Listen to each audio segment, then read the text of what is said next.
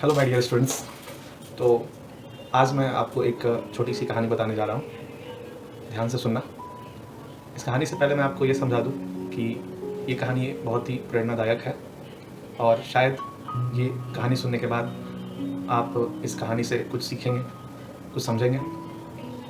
जैसे कहा गया है कि आप में कमियाँ कुछ भी हो, अगर उस कमियों को अगर हम अच्छे तरीके से, अच्छे नज़रिए से देखें तो वो हमारी कमी हमारी सबसे बड़ी ताकत बन सकती है। तो ये चलते अपने स्टोरी के पास। क्या है स्टोरी? बहुत समय पहले की बात है।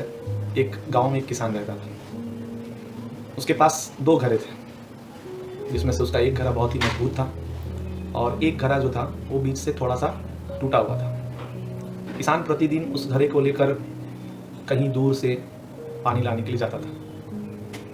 बात ये हुई कि जो मजबूत वाला घरा था उसको अपने आप पे बहुत घमंड था कि मैं मजबूत हूँ, मैं अच्छा हूँ।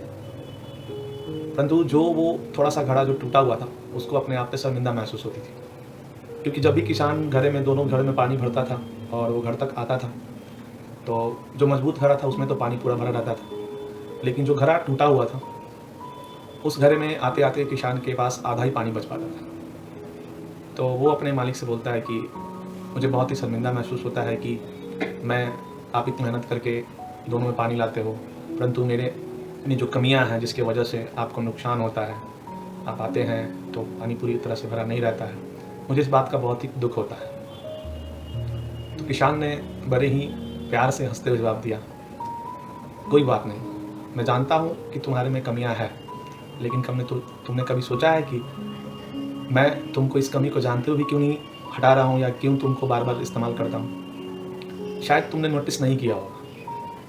तुम जिस रास्ते से आते हो या मैं जिस रास्ते से जल भर के आता हूँ, उस रास्ते में देखना बहुत सारे फूल रंग बिरंगे खिले हैं। पता है ऐसा क्यों हुआ है?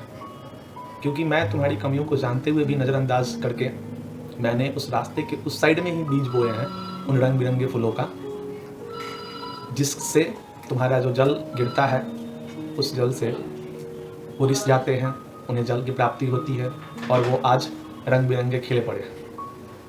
और यही है कि मैं उन फूलों का इस्तेमाल करता हूँ पूजा करने में भी और बहुत सारी चीज़ों में भी मैं उसकी प्राप्ति करके उसका इस्तेमाल कर रहा हूँ। तो मैं तुम्हारी कमियों को नज़रअंदाज करके मैं इसलिए उस साइड में ही मैंने बीज को लगाया है। तो फाइनली ये बात सुन के उस घरे को बहुत ही खुशी हुई। तो मैं आपको बताना ये चाहूँगा कि ये जो कहानी है, आई होप कि आपको समझ में आ गई होगी कि ये कहानी हमें शिक्षा यही देती है कि आप में कोई भी कमियाँ हो, कोई भी कमी है तो इसे नज़रअंदाज करिए, क्योंकि हो सकता है यही कमी आपकी कभी मजबूती साबित हो सकती है, कहीं ना कहीं जाकर ये मजबूत बन सकता है। तो परिस्थितियाँ चाहे कुछ भी हो, कितना ही क्यों खराब क्यों ना हो, हमें उसके प्रति अडिग रहना है, हार नहीं माननी है और अपना कर्म करते रहना है। Thank you. आई होप अच्छी लगी होगी स्टोरी। थैंक्स।